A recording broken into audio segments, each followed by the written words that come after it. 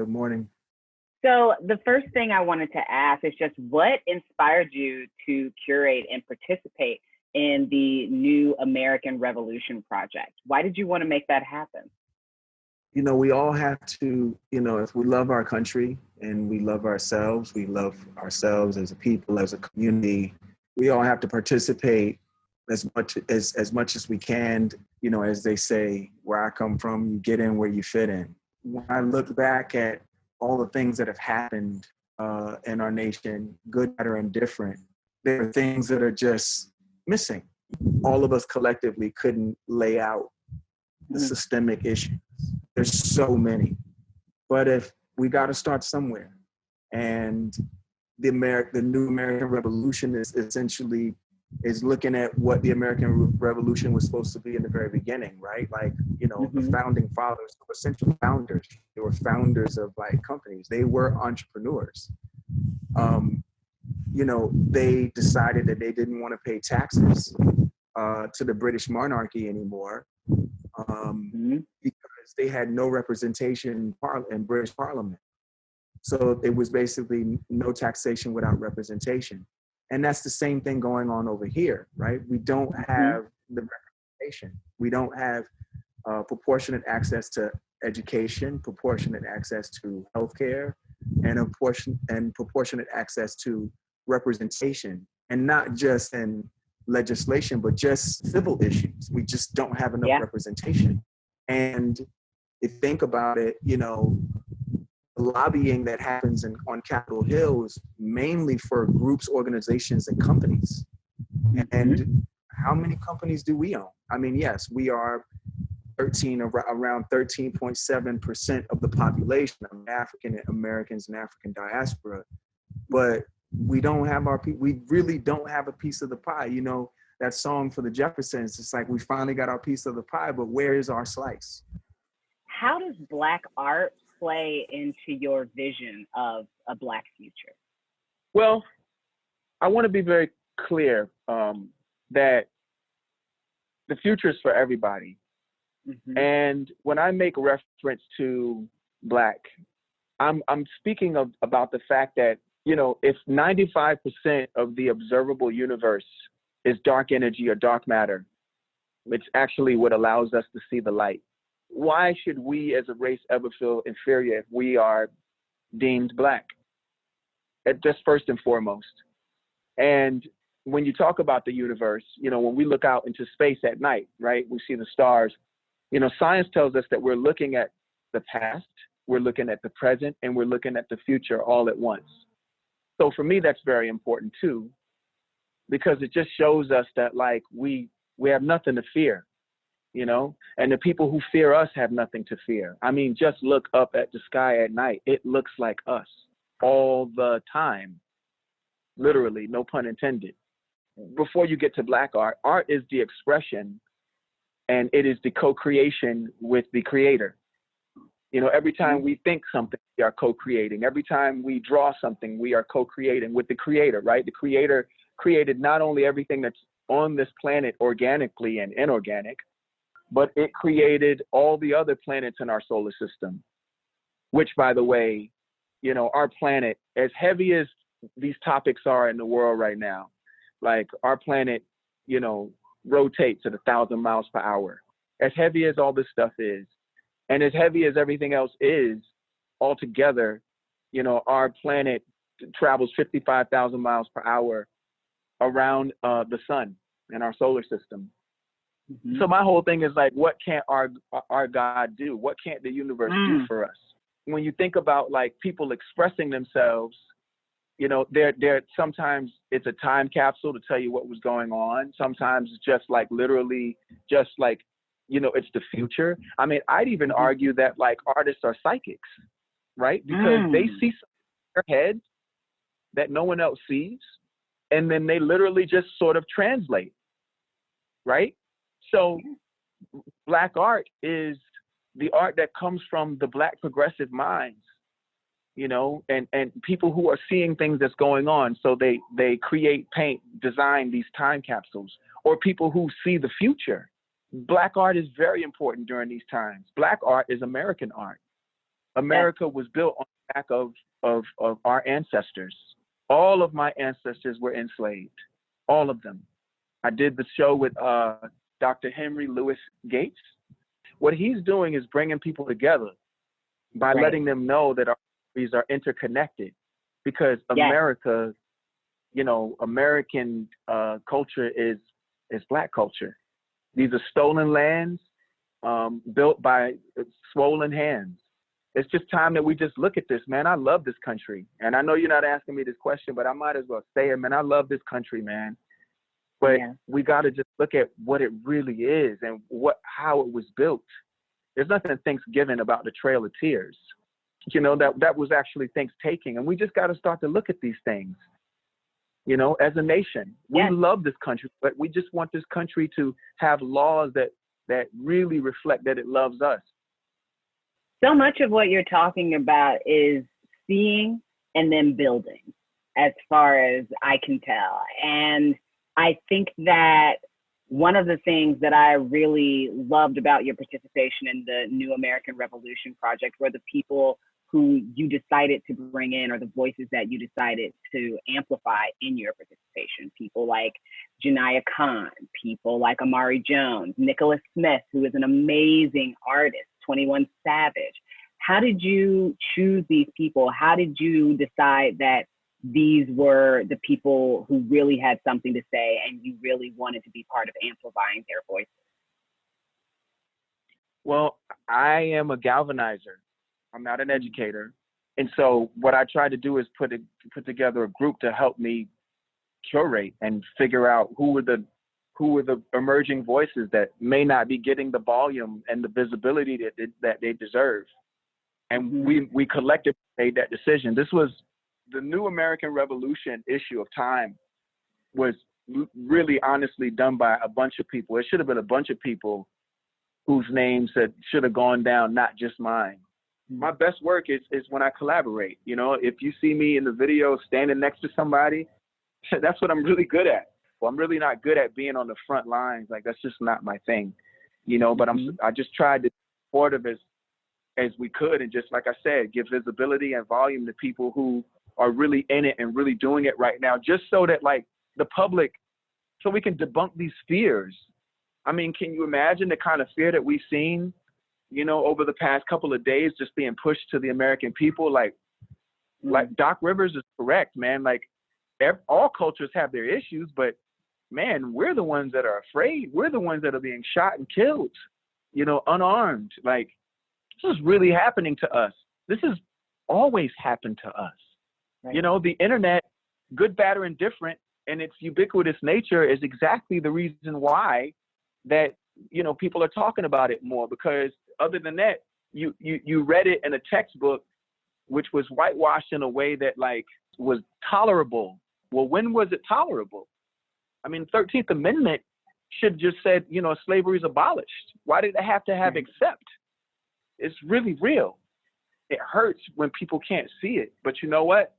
I've always said it, man. A fish doesn't know that it's wet. Until you wake up and realize that you're in something and a part of something, and that you have a natural born privilege to you, given to you when you're not a person of color in this country, you might not feel it. You might not see it. You might not hear it. You know, some people look at that photo of all those men on Eric Garner as a Black man resisting arrest, while we see a man who's saying he can't breathe. You know, activist Janiyah Khan, who's part of this issue, says that we have to make revolution irresistible. What makes revolution irresistible to you? Empathy. Talk to me about that a little. Empathy, and it is the number one, it is the biggest deficit in this country. You talk about, like, deficit and, you know, in the stock market, that it pales in comparison. The lowest low of the stock market has never compared to the deficit of empathy in our nation, because we are people who look at others who look different than us. We wrap ourselves in the assurance of, like, stereotypes that are not always true. I think the term is survival mode. We go into survival mode and we just think about ourselves. Well, that's not my problem. well, I don't know those people, or it has nothing to do with me, or I had nothing to do with it. But there's an inherited responsibility and privilege that is given to our white brothers and sisters. The minute that you're born non-melanated, you're just given this free pass. You know, you don't get red line like we do.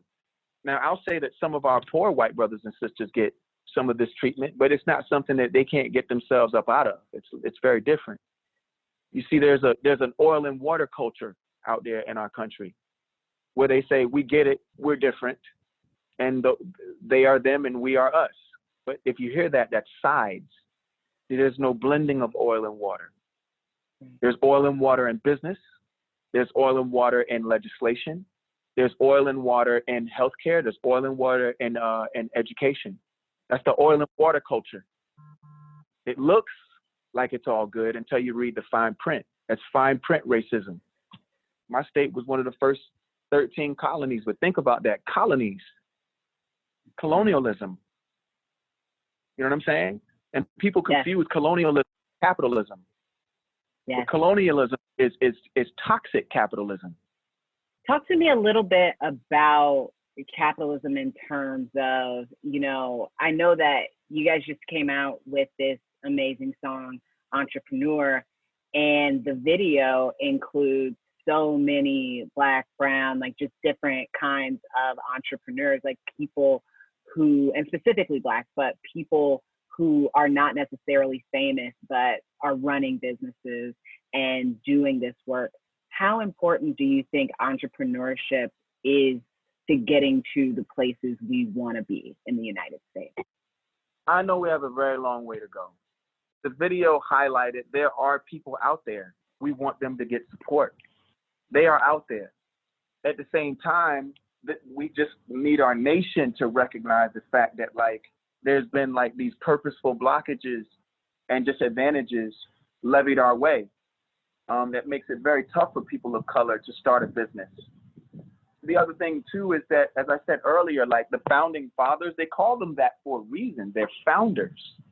They were founders of their company. They were founders of their concepts and ideas.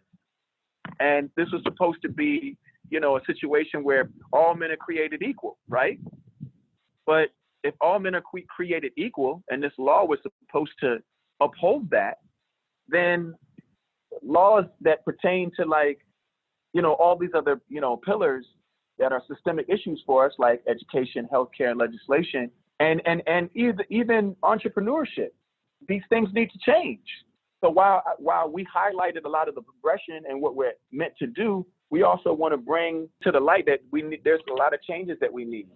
There's so much more work to do. And there's an upcoming march on Washington that'll mark the 57th anniversary of that 1963 March on Washington. So many of the reasons that people marched then are still reasons that they're marching today. How much more do we need to do? Like, when you think about that, when you think about like how much more could we possibly need to do, what does that move you to do? What does that move you to create? You know, there's so many things that need to happen. We need the marches, but then we need art. We need it in our food, because believe it or not, like, if we continue to eat the poison that is marketed to us, there's a lot of poison that's being marketed to us. We need it in our healthcare. We need more doctors. We need more family practices. We need more associations and organizations as it pertains to health. We need more music. We need more architects.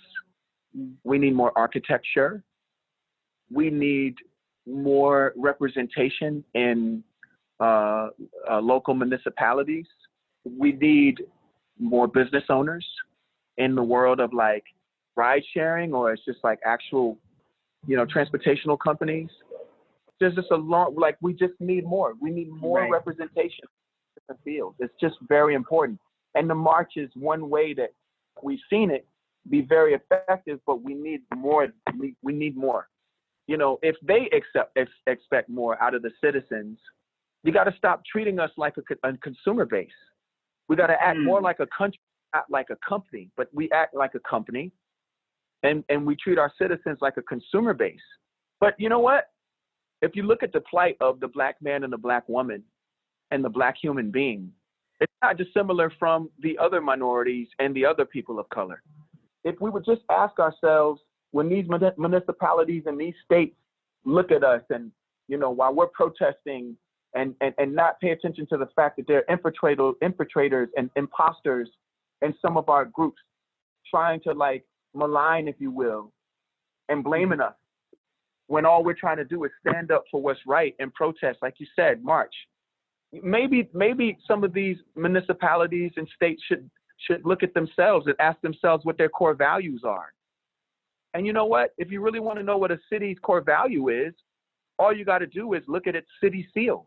What would be very interesting if we just did a diagnostic and just asked ourselves, what are on our city seals? What is a true representation of our core values as a city? As people start to point fingers, you know, as cities start to point fingers at the kids that are out in the streets just trying to stand up for what they believe in, why don't they just take a look in the mirror and look at their city seals?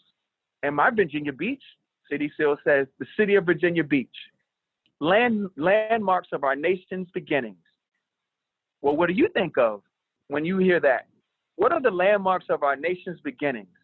When we took the land from our Native American brothers and sisters, right? Or how the Blacks got to Virginia in the first place. I think of when I think of our landmarks, the landmarks of our nation's beginnings, and that's just Virginia Beach. How many other city seals should we take a look at before our cities start pointing fingers at the youth who are looking at these things that are systemically not broken, but fixed right. Against the progression, fixed against cultural diversity, fixed against integration, fixed against the future. It's fixed. It would be really interesting if we could just take a real good look at our city seals across our nation so we can see who we are. And then, you know what, if you read it and say, man, I disagree with it, then maybe we need to change these city seals so that they were more reflective of human rights. The city seal in my city where I come from, and I love my city and I love my state and I love my country, but I love it mostly because of potential and some of its progression. But yes, I think my city seal should say the city of Virginia Beach, sanctuary for human rights. I say sanctuary because isn't that the safest place in the church? Number one. Number two, it should be a sanctuary for human rights because in my city, our city seal is in our city inspection sticker. So that's what you have in your car, you have in your place of business.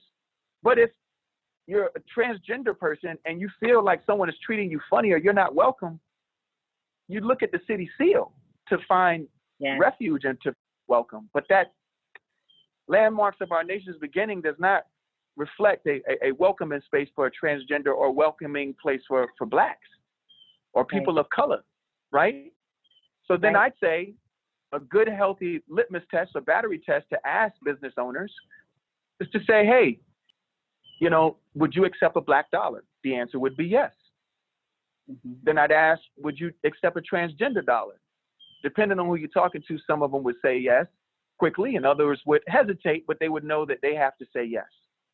But then I asked, well, would you accept an undocumented worker's dollar? That person might pause, but you know what? You know the color's green, so they would say yes. But what if that company or business or place of business no longer had access to the Black dollar, or no longer had access to the transgender dollar, or no longer had access to the undocumented worker's dollar? Then that business owner would have to ask itself, could that business purely survive and sustain in the market from dollars that come from a demographic that only thinks like that business owner? More than likely, the answer would be no. So what I'm saying is it's a case for better business. For us to be considerate of human rights, let's put blue and red to the side. Let's put our politics to the side, and let's start operating not only in my city, but my state and my country like we want to make money, because that's all this has ever been anyways, about money and opportunity. America's the land of what? Money and opportunity. But we got to start acting like it. We got to make a business case for this. put our politics aside and make a business case for the fact that not only should Virginia Beach be a sanctuary for human rights, especially if we want to like do good business and be good to people, but that's what our nation should be on right now. And too often the sides in politics are just going at each other, because you know what? If you look at where they come from in their cities and their city seals, you can see what their core values have always been, not necessarily in the right place. That's my issue. That's what's got me so worked up this week. We're less than 70 days away from the presidential election. That's coming. And we have seen divisiveness across the country, politically motivated, identity motivated, all of it. There's been a lot of divisiveness. We see it and we can't deny it. What are you hoping? What do you hope can change after this presidential election? I'm hoping that we understand that politics have been weaponized against us. I hope we realize that we lost this cyber war. We don't even know why we hate each other as much as we do, more than we ever have. But all we got to do is just look at the internet. I'm hoping that we wake up to that. I'm hoping that we realize that we are in a civil war. There are people who want to mix ideas, mix concepts, mix cultures, and mix American energy to grow and become a dream of America that was sold to us. And then there are the oil and water group. You know, I call them the oil and waters. It looks like we're sharing the glass, but we're not. They don't want to mix. And all you have to do is look at it in their fine print. I'm hoping that we can just put these politics aside and realize there's a bigger, better, greater, greener future, not just from the point of the ecology and the health of our nation's homeostasis, but also from a business point of view. Like there's a business case, a better business if we just forget the red and the blue when it comes to human issues, things that deal with people. It needs to be like human rights. If you just put mankind in front, then you'll always do right by Black people. You'll always do right by our Native American brothers. You'll always do right by our South American brothers and sisters, who, by the way, if right now, if they all decided not to go to work for a week, our stock market would crash all over again. What's happening to our brothers and sisters at the border, our South American brothers and sisters at the border is just unconscionable. It's just beyond. Meanwhile, we say we love God, we say we love Jesus, and Jesus himself was a refugee. Or we talk crazy about our Jewish brothers and sisters, and Jesus was Jewish. Like, I just wish that we would be more realistic about the things that we say and check ourselves. I check myself all the time. Where are you finding hope right now?